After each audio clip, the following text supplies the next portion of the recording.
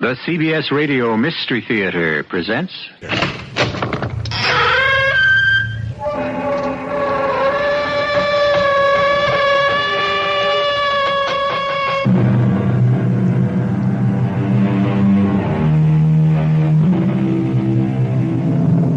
Come in. Welcome. I'm E.G. Marshall.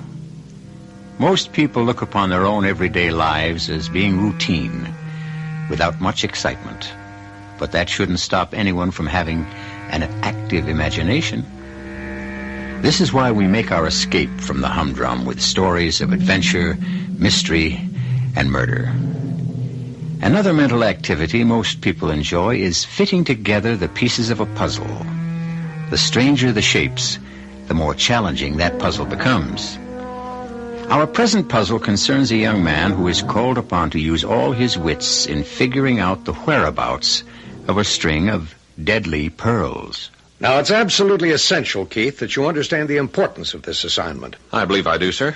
If those pearls aren't recovered, and recovered soon, it's an established fact that someone else will die. I understand. And no matter what happens, no one on that island must have any idea who you really are or what you're doing there. Check. You better be a good actor. I think I can manage that. What do I have to lose? You could lose your life.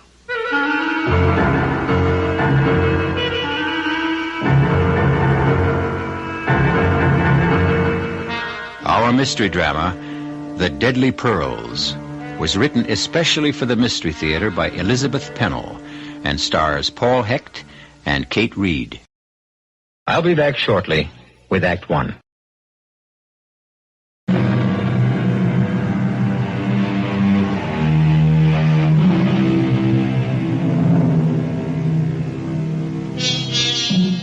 Although the FBI and the Honolulu police were in on the case, because of certain peculiar circumstances, it was important that the criminal be apprehended by a private investigator. This hazardous assignment went to Keith Spencer, a young man who had proved his physical courage in wartime service. But other qualifications were required for the job, as explained when Keith had his final briefing in San Francisco with the head of the Gordon Investigating Service. Afraid we've given you a rough time these past few days. Oh, I didn't mind, sir. Only I am anxious to get going. You do type, don't you? Well, sure. Well, I'm afraid you'll have to prove it, so let's do two things at once. Take over this typewriter, and I'll dictate some paragraphs. Okay, shoot. I, Keith Spencer, am unmarried, with no living relatives, and no dependents.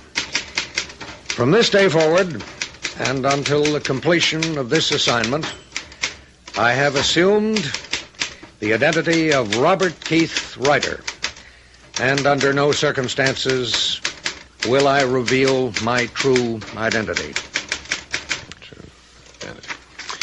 Is that all? Yeah, if you'll sign it. Sure, got a pen? Here. Oh, I suppose you should have signed a statement about your ability to play bridge. What? You did assure us that you play at least an average game of contract. Well, sure, but I didn't realize it was all that important. It could be crucial. Our three suspects are avid bridge players, when they can find a fourth. Okay. Now, before I leave, let's go over the basic facts once more.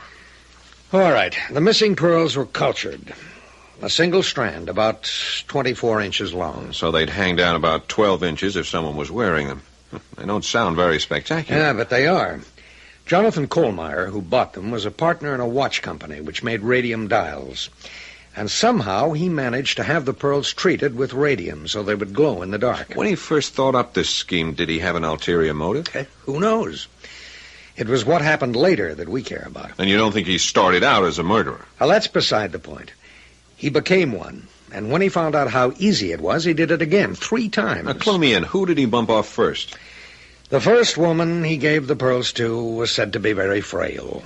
When she died in an accident, Kohlmeyer was in a state of shock. So no one accused him of complicity in her death. Yeah, but apparently he did retrieve whatever presents he'd given her. Oh, yeah. He was that type. Then he got married. He gave the pearls to his bride, who wore them constantly. She loved that string of pearls. How long did she last? Radium can be a slow death. But it caught up with her after a while, and when she was dying, the doctors suspected radium poisoning. So why didn't they nail her husband right then? It never occurred to anyone to suspect the pearls. How could any smart murderer pull the same stunt again? He fell in love with a young and brainless beauty. Must have really liked her because he didn't give her the pearls for a long time. Not till he retired and they moved to Hawaii. What did she do to deserve such a present? Started playing around with another man. That did it. Kohlmeyer gave her the pearls. She moved out, went off with the pearls and her new boyfriend to a scarcely inhabited island, a small one, well offshore from Oahu. And when she developed an unexplained malady, the boyfriend left her. Big-hearted guy. Well, after her death, there was an autopsy. And this time, no question. Radium poisoning. Now, why didn't the police move in and confiscate the pearls? There were no pearls to be found. Now, isn't it possible that Kohlmeyer had been there and gotten them? No way. Kohlmeyer committed suicide without returning to the islands. Without a confession about what he'd done? Good Lord, no. He was a respected businessman. Now, you think the pearls are still on the island? We're sure of it. But more than that, Keith, we've narrowed down to 3 people who lived nearest the cottage where the last victim died. So my job, then, is to make friends with these 3 people and find out quietly which one of them has the deadly pearls. Well, you make it sound too easy. Each of these people is highly eccentric. The few people who come and go from that island are under constant surveillance. Including me. Naturally. The pearls were usually kept in a narrow box. It looked like an ordinary jeweler's box, but it was made of lead. Protection against the radium, of course. Means it would be heavier than most boxes that size. Well, it makes it seem more elegant. The box is covered with purple velvet and lined with satin. How original. I know. It won't look much different from any jewel box you've ever seen. I can't help thinking how useful a Geiger counter would be. That's totally out of the question. When you bring a Geiger near a suspected object, it starts ticking. Sure, I know. No gadgets to make life easier. Just your own ingenuity. And it better be damn good. Well, there's not much more I can say, except to wish you luck.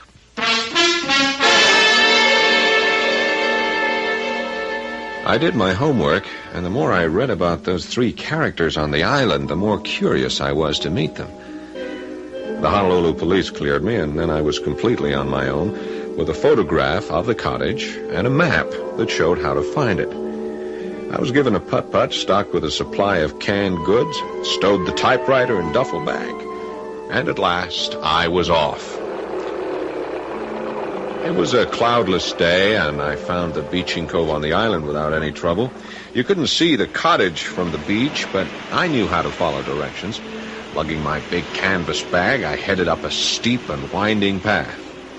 And there it was, a neat, modern cottage with an enormous deck from which there must be quite a spectacular view. But I had a spectacular view myself just then, because on that deck was a dazzling blonde, obviously sunbathing.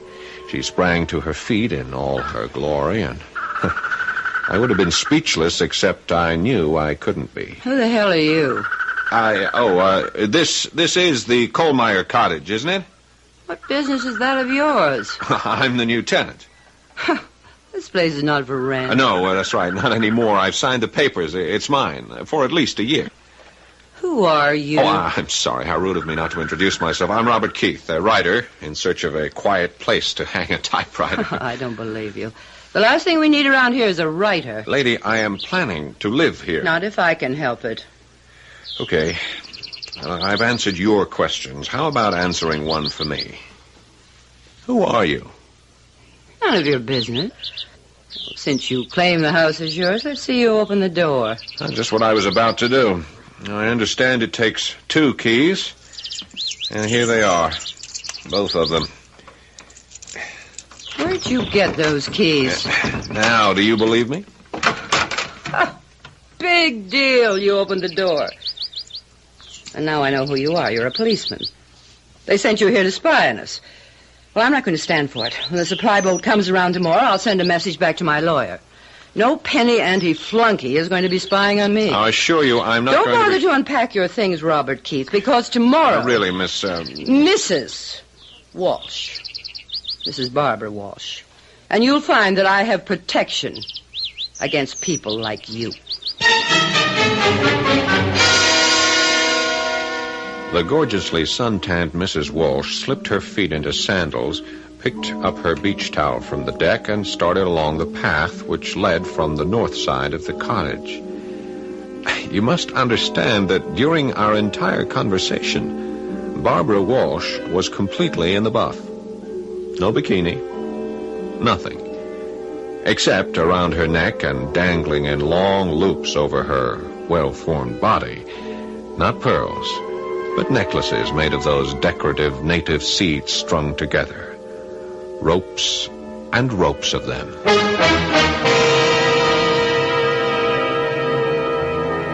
Robert Keith may have thought he was prepared for anything, but this introduction to his new home was an unsettling experience he hadn't counted on. He has now had a most revealing look at one of the three suspects. We'll be there for his encounter with the others when we return shortly with Act 2.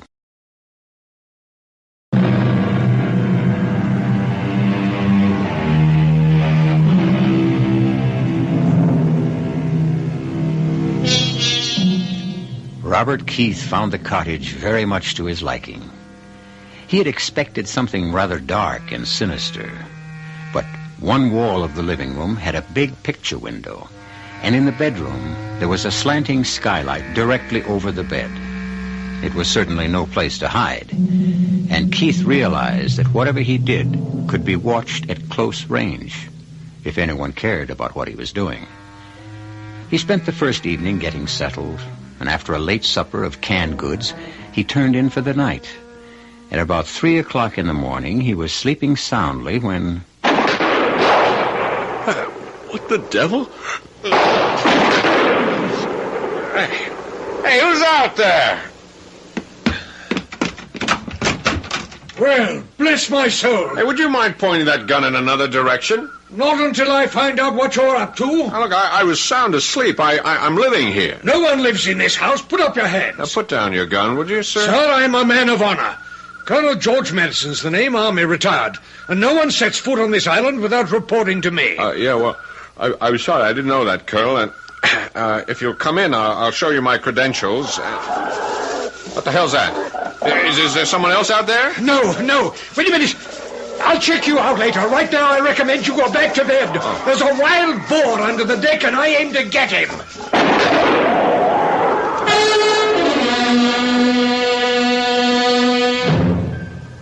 When the sun came up, it was another cloudless day. And after breakfast, I decided to pay a visit. Not eager to encounter either the gun-happy colonel or the wild-eyed lady with no clothes, it seemed wise to seek a formal introduction to the third island resident. The path to her property was overgrown with luxuriant shrubbery, but it opened up into an area dotted with palm trees surrounding a small stone house. Squatting in the midst of a flower bed was a gnome of a woman wearing one of those loose garments the Hawaiians call muumuus. I wondered when you were coming. You were expecting me? Of course. You're the writer who's moved into the death cottage. Moved into the what? Well, surely the rental agent told you that the 3 former tenants died there. I think you're just trying to frighten me, but I don't scare easily. You're very sure of yourself, aren't you, Mr. Keith? Well, you know my name. Well, since we're going to be neighbors, perhaps you'll tell me... I'm Nora Babcock. And if you'll help me up, we'll go to my porch where the coffee's perking. I assisted Miss Babcock to her feet. The aging body was stooped and slow-moving, and her hands were badly crippled, yet she used them capably to pour the coffee when we were seated at a wicker table on her porch. Oh, yes, Mr. Keith. I've lived on this island for a long time. That house was just a shack when the poor man, a writer like yourself, was stabbed to death in a ghastly pool of blood. The cottage was rebuilt before an unfortunate woman was strangled there. And then it was fixed up with all that glass to let the sun in. But nothing could save the last dear lady who simply wasted away. Well, here's hoping I'll have better luck. That depends. When were you born, Mr. Keith? You mean what year? No. The date. The day. The hour. Oh, I was born in August. 14th of August. Oh. You sound disappointed. You certainly don't look like Leo. The Lion. And I would have thought that a writer... but no matter. There may be other factors. You belong to the northern sign of the zodiac. The middle point of the magnet of the fire triplicity. Is that a fact? Oh, you'd better not laugh at me, Mr. Keith. I'll tell you right now that you and I are destined to be enemies. You belong with Sagittarius, Libra, or Aries. Come on, Miss Babcock. I'm really not so bad. Now tell me about your sign.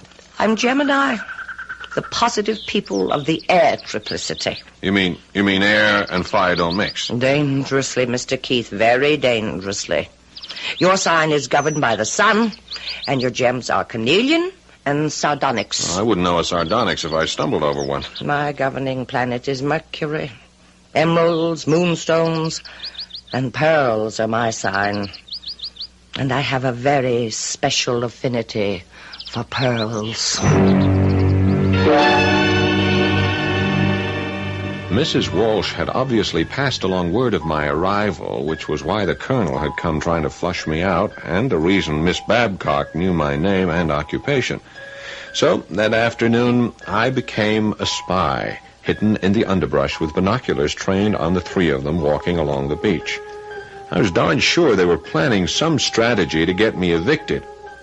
Then, Colonel Madison left the two ladies and headed up the trail toward my house. I went quickly to the typewriter and pretended to be busily at work. Hello there, Mr. Keith. I hope I'm not disturbing you. Beautiful day, isn't it? Yes, that it is. How are you, Colonel? Oh, couldn't be better. Say, I'm sorry about last night. Wouldn't want you to think we're not hospitable around here. Do you mind if I sit down? No, please do. I was beginning to feel like an outcast. I gather you've met the ladies. Yes, they didn't exactly give me a warm welcome. Pay no attention. Batty old Babcock won't be a problem. She's usually off in outer space, talking to the stars. I gather she's hipped on astrology. Oh, mad as a hatter, even though she does play a good game of bridge. You say you're also acquainted with Barbara Walsh? If you mean, have I had a good look at her, you're darn right. Stunning, isn't she? You said it.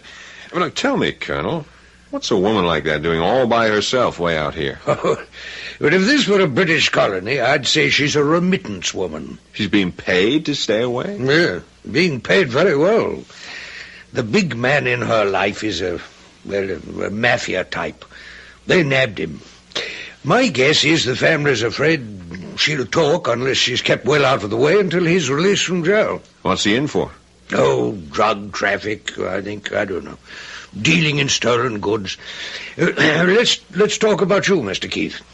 You writer fellows interest me. What's your special subject? I'm a novelist, science fiction sometimes, but mostly light stuff. Know anything about pearls? No, not much. How'd you like to come over to the other side of the island and watch the pearl divers? Pearl divers? Here? Oh, well, it's not like Ceylon or the Sulu Sea, but they go through the motions here twice a week during the season. Occasionally they come up with a creditable pearl. Come along if you want to. Well, I'd like that very much. Fine. Oh, wear some stout walking shoes, and I'll pick you up in about an hour.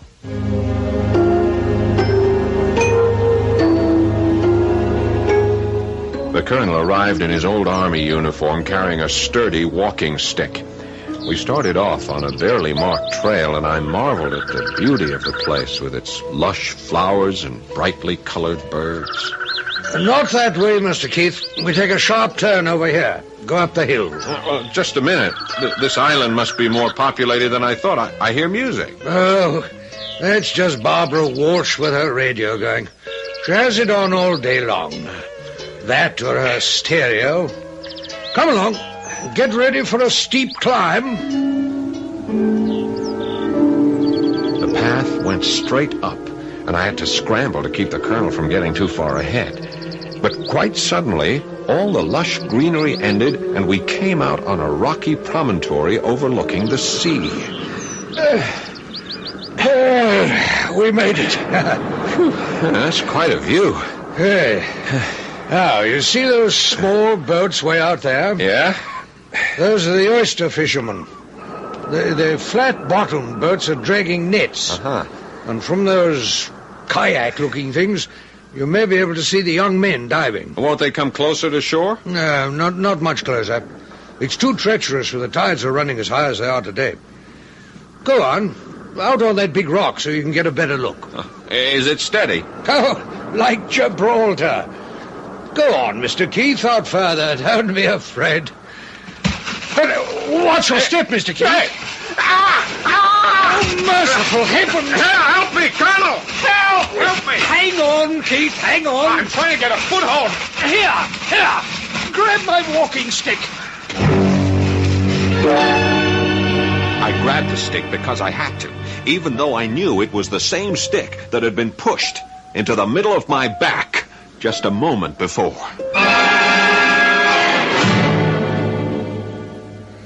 I'll say you're a brave man, Keith. I like the way you handled yourself back there on the rocks. I wouldn't say I had much alternative. It was all the fault of your shoes, Mr. Keith. That's what it was. I warned you to wear walking shoes. I say, Mr. Keith, why don't we stop by to see Barbara? Right now? Why not? We need a drink. And she has a good liquor supply. Oh, I think I better get back and tend to these scratches. Just take a look at my clothes. I'm in no condition to go visiting. Well, as you wish. I'll leave you then at the foot of this hill. And, oh, yes, I've been meaning to ask you, Keith. Do you play bridge? Well, I'm not the world's best, but yes, I play. Oh, splendid. I'm rather out of practice. Well, heavens knows, so are we. Well, let's say my house, Friday evening. Come for supper, around 7. Well, thank you. Dear me, Mr. Keith, you did get scratched up. Your hands are still bleeding. Perhaps I should go with you. No, I'll be all right. Yes. Well, I'm off then to tell the ladies the good news. Good news? Well, yes. The good news that we found a new bridge partner. And I might as well warn you to bring a fat wallet.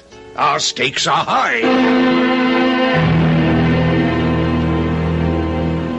After a shower and some soothing applications of witch hazel and ointments, I rested on the big bed under the skylight. The front door was wide open for the benefit of a magnificent sea breeze. Suddenly I was on the alert. Someone was on the steps leading to the deck. Then there were slow, heavy footfalls and the tap of a cane. Mr. Keith? Mr. Keith? Are you all right? Oh, why, hello, Miss Babcock. Yes, come in. Oh, I heard you'd had an accident, and I thought you might not be able to fix your own supper. So I brought you some nice oyster stew. Oh, well, that's very thoughtful of you. There. It's one of my specialties. Just warm it up. Oh, thank you very much. Sit down. Won't you share the stew with me? No. I've had my dinner. Let me see your injuries. Oh, they're nothing but scratches. I was lucky. It could be serious. And you are not lucky, Mr. Keith. I looked at the stars last night, and the heavens do not bode well for anyone born under the sign of Leo. But you see me alive and well. I could have crashed all the way down those rocks and into the sea. Look out for more danger ahead.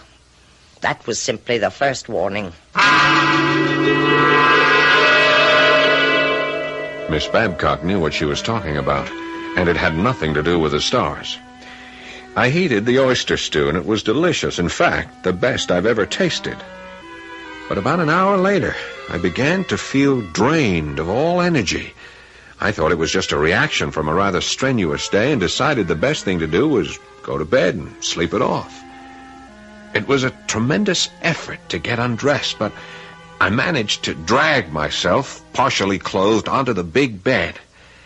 In a prone position, I felt as though I were being suffocated, and panic was setting in. I'd been poisoned, and no one was going to save my life this time unless I did it for myself. Literally, I crawled into the bathroom for the well-stocked medicine kit. Yes, I was prepared with antidotes for poison, but time was too short to figure out which one would be appropriate. By now, my hands and feet were growing numb, and breathing was getting more and more difficult. I mixed up a heavy pink liquid in a glass of water, and just before blacking out, I was very, very sick.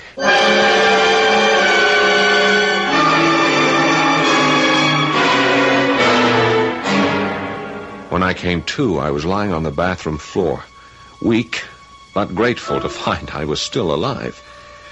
Very slowly, I got to my feet and staggered toward the bedroom, hoping at last to sleep off the effects of whatever had been in that poisonous stew. But my whole body sagged, and I knew I'd never make the bed, so I eased myself down on a narrow couch in the living room and fell instantly into a heavy slumber. Once again, it must have been about 3 o'clock in the morning when there was a sound which would have awakened the dead. The skylight in the bedroom, back flat against the wall. I waited for minutes that seemed like an eternity. No movement. Absolute silence. So I crept into the next room, armed with a flashlight, and cupping the beam, examined the bed. It was a mass of shattered glass. In the darkness once more, I moved stealthily to the front door, opened it without a sound, and stared into total blackness. Slowly I raised the flashlight and then snapped it on full beam. Pointing straight down the path, facing directly toward me, stood the statuesque Mrs. Barbara Walsh, fully clothed in a long, dark kimono. And over her breasts hung a necklace of gems which burst into life like 4th of July sparklers.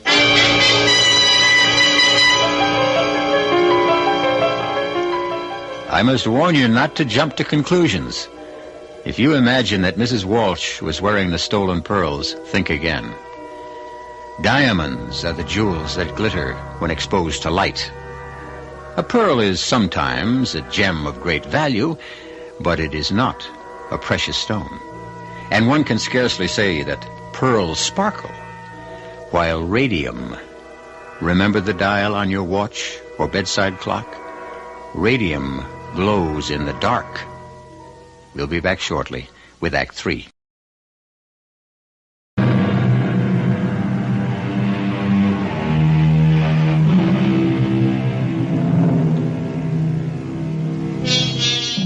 Mercifully for Robert Keith, the next 2 nights and 3 days were totally uneventful. He dozed in the sun, occasionally pecked at the typewriter, and did a great deal of thinking. Keith looked forward eagerly to the evening of bridge, and as he approached the colonel's house for the first time, he found a charming, sprawling building with a table set out of doors on what the Hawaiians call a lanai. He was glad he had purchased a colorful sports shirt in Honolulu, although it paled beside the one Colonel Madison was wearing over his white slacks. Even Miss Babcock looked festive in her flowered muumuu. Hi. Ah, welcome, my boy, welcome. You're looking much better, Mr. Keith. Quite recovered, thank you. This island air will cure anything. Anything but my arthritis. Where's Barbara? Oh, always late. I suspect she's getting herself decked out, ready for the kill. Oh, you expressed things so aptly, Colonel. If it's like old times, Barbara will come prepared for murder at the bridge table. Oh, I'm speaking... Hello, everybody. Oh, Barbara, well, you've outdone yourself. Hey, dazzling. Simply dazzling. Oh, Colonel. And, Nora, dear. I believe you've met Mr. Keith. My lawyer has verified that he exists. Well, I'm glad to hear that. Mr. Keith, you may have the right to live on this island, but that doesn't mean that I have to love my neighbor. No, Barbara. However, since we have so little opportunity for social occasions, I propose we declare an armed truce. But I'm not at war with you, Mrs. Walsh. Speak for yourself. Peace for the evening. Dinner began with oysters on the half-shell. 6 enormous oysters for each of us. And I should be interested in your opinion of these, Keith. Delivered by my favorite fisherman, fresh from the beds this morning. Colonel, look! My horoscope said this would be a lucky day. Well, bless my soul. Oh, Nora has nothing on me. I found one, too. But I suspect you, Colonel. Come on, confess. All right, I confess. Party favors. There's a pearl in every oyster shell. You rogue. I must say this is rather a good one. Nice sheen. Oh, I love them. Every one. They feel so good. I thought the surprise was just for the ladies, but I see you've included me. Very pretty, Colonel. Well, let that be the beginning of your collection. I hope you won't mind if some of them are already pierced. You mean a pearl like this one has been removed from a string? Yes, that's right. Part of my hobby. I seldom find a string that meets my standards for matching, so I rematch them and mix them. But come, let's finish our dinner so we can get on to the battle.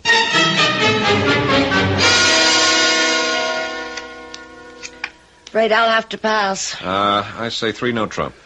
Well, 4 hearts. 5 no trump.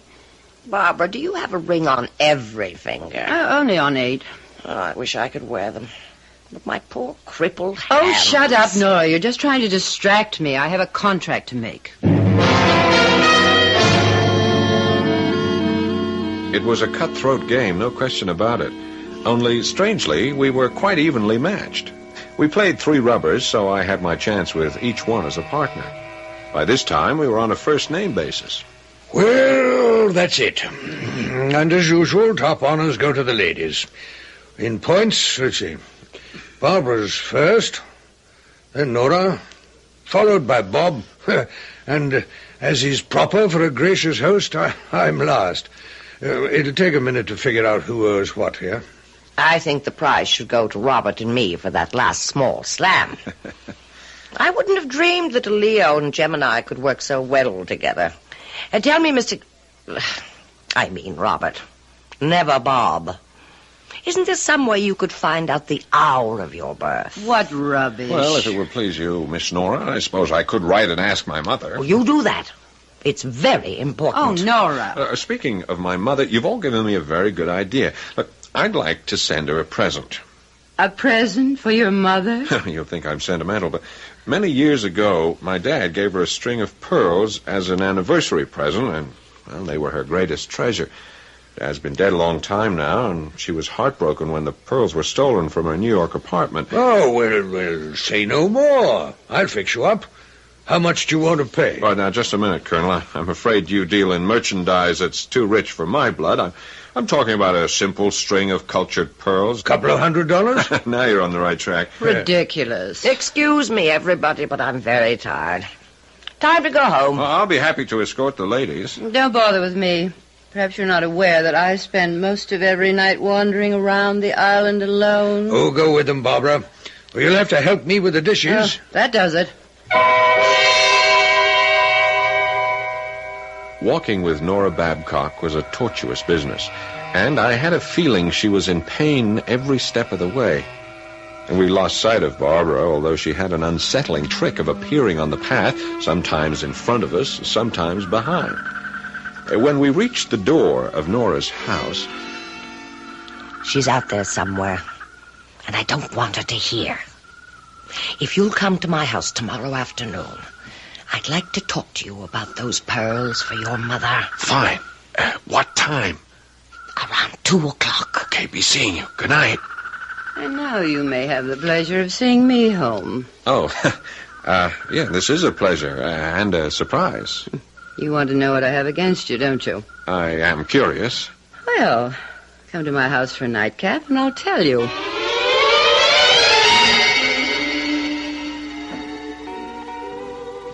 What do you think of my pad? Exotic luxury. You writers have a way with words. But you don't fit the pattern. And what pattern is that? Novelists, I despise them. Oh, come on. We're no different from anyone else. My husband was. A woman-hater who wrote about women and knew nothing about them. Oh, that man crucified me in his books. I know, you're different. I could tell. From the way you talked about your mother. Come over here. Sit on the couch. That's better. Hold my hand. You know, it's been frightfully dull around here. Pretty hands. But don't your fingers get tired under all those rocks? Take the rings off. It'll make you feel any more comfortable. Now, let's see. Rubies, diamonds, sapphires. Suppose you'd never stoop to wearing something as simple as a pearl.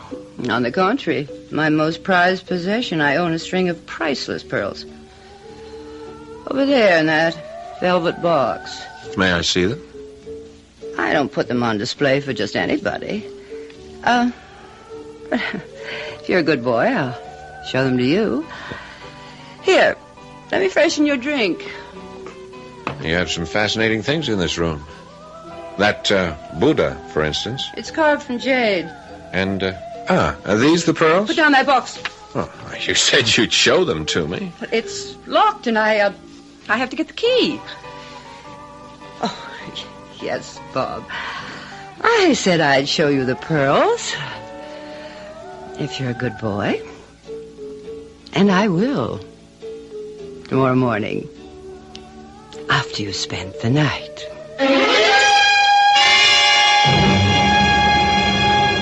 When I was having breakfast next morning in the sunshine on my deck, yes, I was alone. I had not spent the night with Barbara Walsh. In my line of work, it has to be business before pleasure. There was no need to accept a bribe.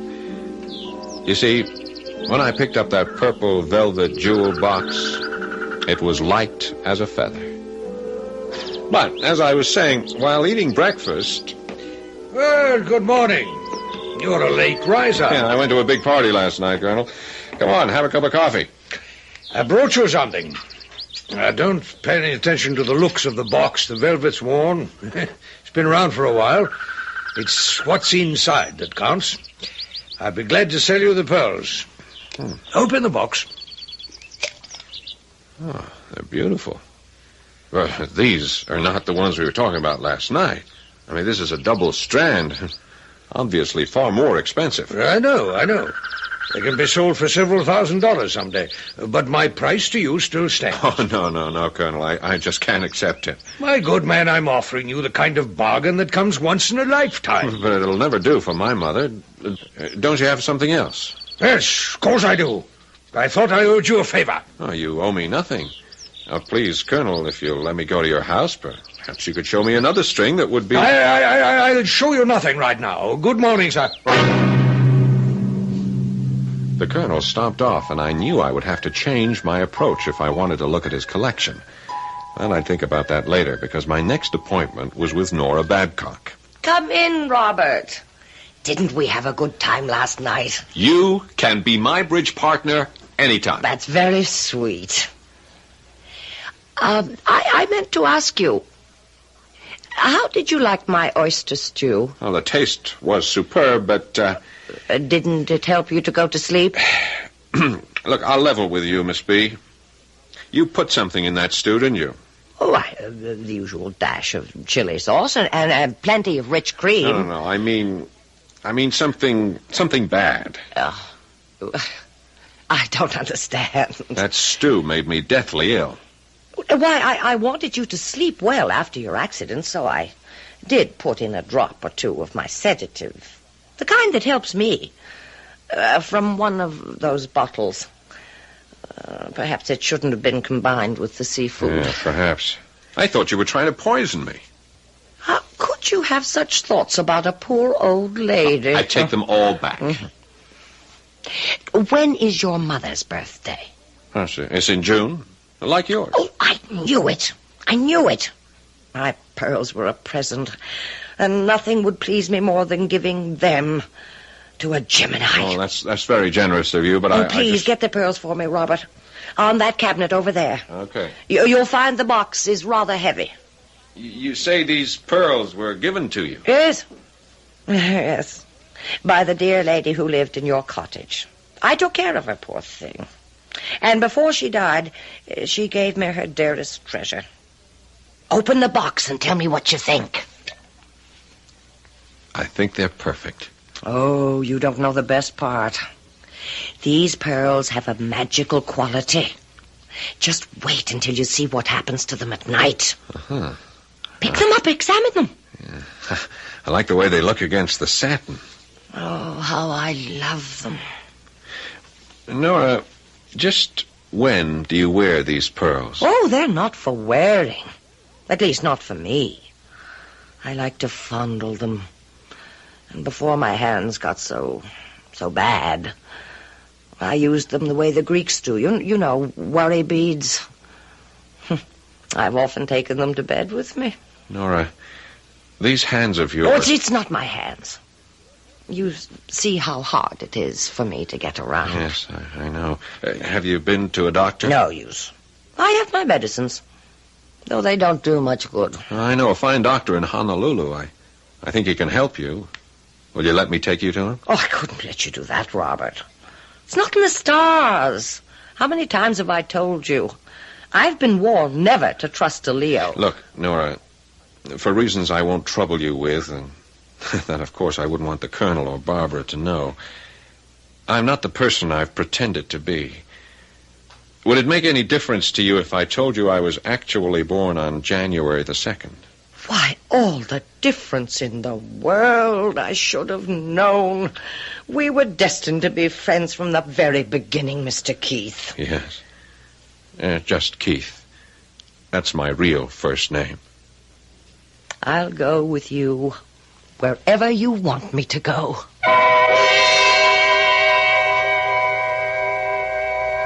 Case closed. Miss Babcock's destiny was not written in the stars, even though she went to her grave believing it was. The deadly pearls were taken out of circulation, and Nora Babcock was given the best of care in a hospital, where they did what they could to ease the pain during the short time she had left to live. It was thought best not to shatter her dream, so she never knew that Keith Spencer was an orphan, or that her treasured pearls had been anything but a comfort. I'll be back shortly.